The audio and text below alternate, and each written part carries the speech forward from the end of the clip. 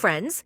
This is another episode of the program Empire of Lies, in which we talk about manipulation and disinformation of Russian media. Autocrats summit, Moscow and Pyongyang's alliance to Beijing's applause.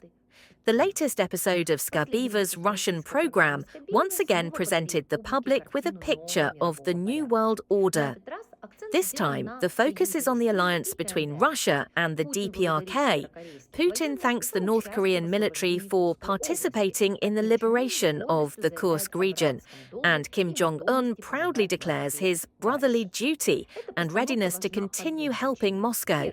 This production is important for two reasons. 1. Legalization of the absurd.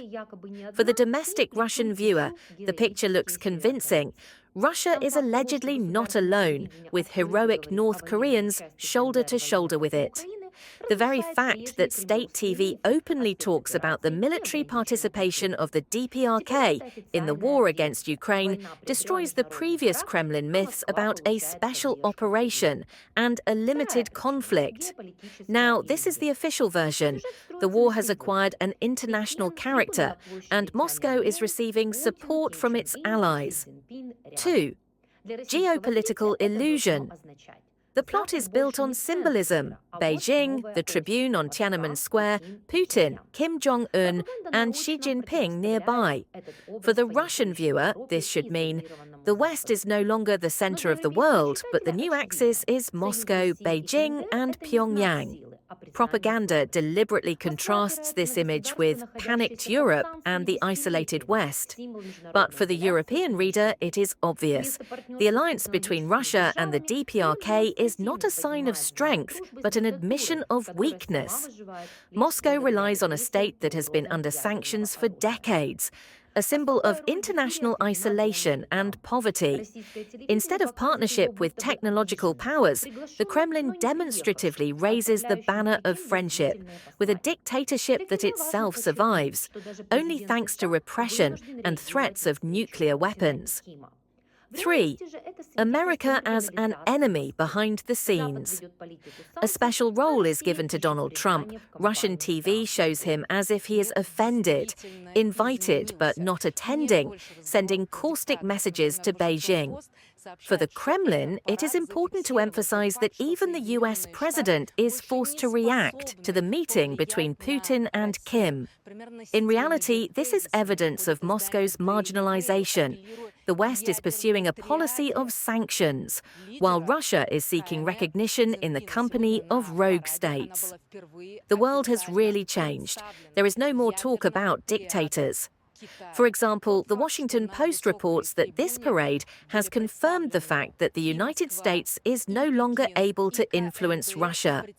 The Daily Mail comes out with approximately the same theses, appealing to the nuclear triad of the leader of the PRC, Xi Jinping.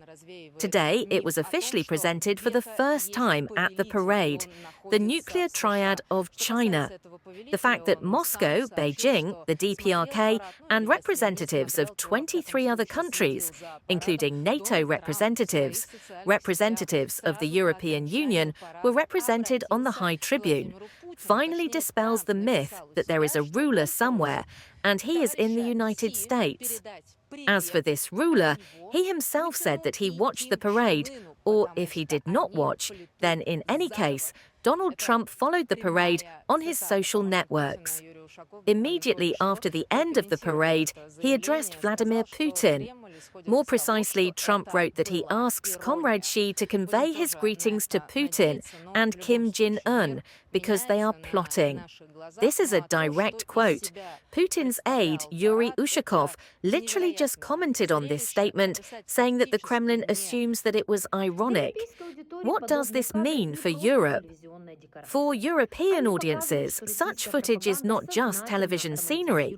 It shows that Russian propaganda deliberately romanticizes an alliance with dictatorships and calls it a fight against neo-Nazism, while the real goal is to instill in the viewer the idea that any international crimes are justified if they are committed by friends of Russia.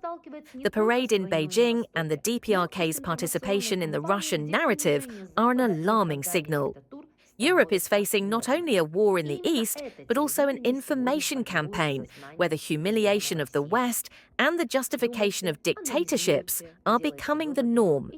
And it is this television that is shaping the consciousness of millions of Russians today.